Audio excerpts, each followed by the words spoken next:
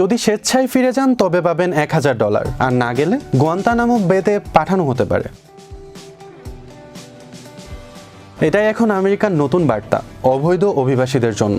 শুনছেন ঠিকই, ট্রাম্প প্রশাসন এখন ভাতা দিয়ে নিজ দেশে ফেরত পাঠাতে যাচ্ছে অভিবাসীদের। যুক্তরাষ্ট্রে অবৈধভাবে থাকা লাখো মানুষের জন্য এটা এক নতুন ঘোষণা। স্বেচ্ছায় দেশে ফিরলে মিলবে $1000 ভাতা, সঙ্গে বিমানের খরচও দেবে সরকার। আর জোর করে ফেরত পাঠাতে যেখানে খরচ হয় গড়ে $17,000, সেখানে এই প্রণোদনা তাদের জন্য তুলনামূলক অনেক সস্তা। এই কর্মসূচির নাম সিবিপি হোম। আগে এই অ্যাপ ছিল সিবিপি 1, যা বাইডেন সরকারের সময় বৈধভাবে যুক্তরাষ্ট্রে ঢোকার সহায়তা করত। এখন তা ব্যবহার হচ্ছে নিজে থেকে দেশ ছেড়ে যাওয়ার পথে সহায়ক হিসেবে।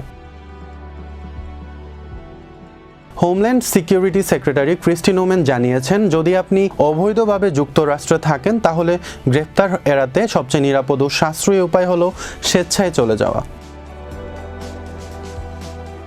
তবে ভাতা ঘোষণার আড়ালে লুকিয়ে আছে কিছু কড়া হুঁশিয়ারি। যদি আপনি স্বেচ্ছায় না যান তাহলে আপনার উপর আসতে পারে জরিমানা, কেড়ে নেওয়া হতে পারে বৈধ অভিবাসন মর্যাদা, এমনকি পাঠানো হতে পারে গুয়ান্তানামো বে বা এল সালভাদোরের মতো কারাগারে।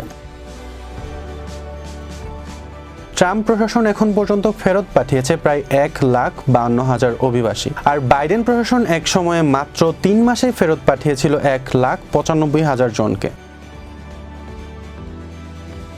অভিবাসন অধিকার সংগঠন make the road new York এই পরিকল্পনাকে বলছে নির্দয় ও ভ্রান্ত। তাদের মতে অনেক অভিবাসী হয়তো এই অফার নেবেন ভবিষ্যতে যুক্তরাষ্ট্রে ফিরতে পারার আশায়, কিন্তু বাস্তবে সেই পথ কতটা উন্মুক্ত থাকবে সেটা স্পষ্ট করেনি সরকার। ট্রাম্প প্রশাসনের এই কৌশল অভিবাসীদের জন্য কতটা উৎসাহমূলক আর কতটা চাপ সৃষ্টিকারী তা সময়ই বলবে।